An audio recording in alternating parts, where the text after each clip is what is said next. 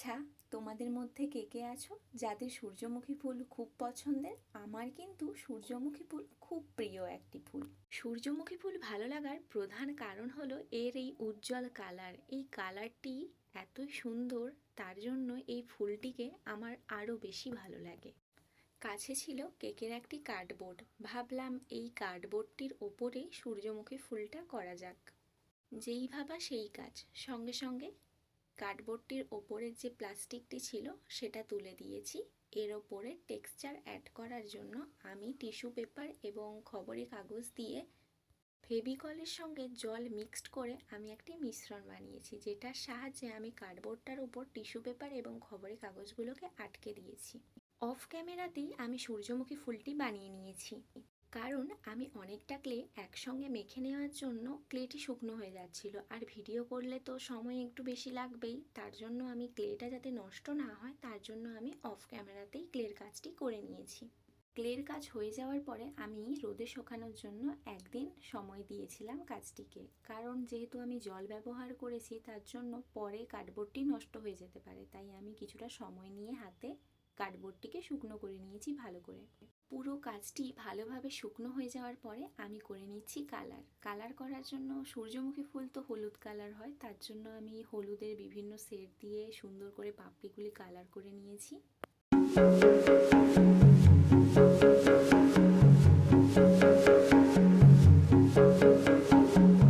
এরপর আমি ওপরে যেই ছোট্ট কুঁড়িটি করেছি সেটাতেও কালার করে নিচ্ছি।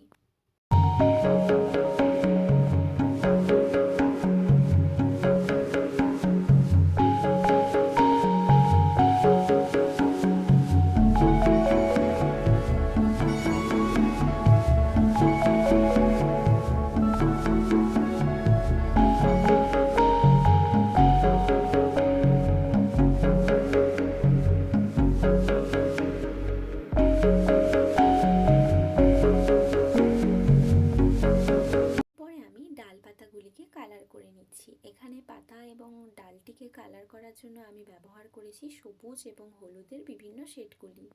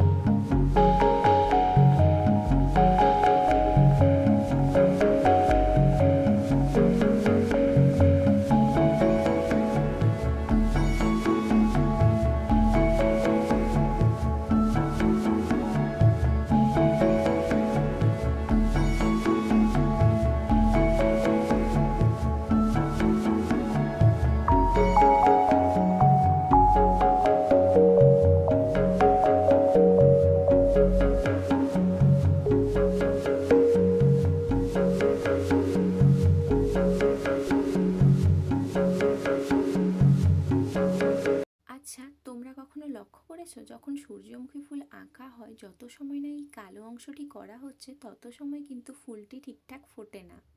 তো এত সময় আমি পাতা পাপড়ি এগুলো কালার করার পরে আমি মাঝখানের কালো অংশটি ওইটাতে কালার করে নিয়েছি। এখানে কালার করার জন্য আমি কালো এবং ব্রাউন দুটি কালারকে মিক্সড করে একটি কালার মাঝখানে করে নিয়েছি।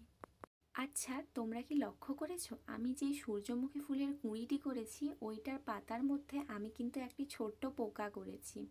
ওই যে লাল কালো রঙের ছোট ছোট পোকাগুলো হয়, ওইটার নামটা আমি ঠিক জানি না, তবে আমি ওইটা করেছি। তোমরা যদি কেউ নামটি জানো আমাকে অবশ্যই কমেন্ট করে জানিও। এরপরে পেছনের ব্যাকগ্রাউন্ডটি আমি একটু অন্যরকমভাবে করার চেষ্টা করেছি, মানে এখানে আমার মেন অবজেক্ট হলো সূর্যমুখী ফুল। তার জন্য যেহেতু ব্যাকগ্রাউন্ডে আমি খবরের কাগজ দিয়ে করেছি, তার জন্য লেখাগুলোও যাতে কিছুটা কিছুটা বোঝা যায় এবং সূর্যমুখী ফুলটিই যাতে মেন ফোকাস থাকে এবং ব্যাকগ্রাউন্ডটাও যাতে হালকা আকাশি রঙের ছোঁয়া থাকে, সব কিছু মাথায় রেখে আমি ব্যাকগ্রাউন্ডের কালারটি করে নিয়েছি।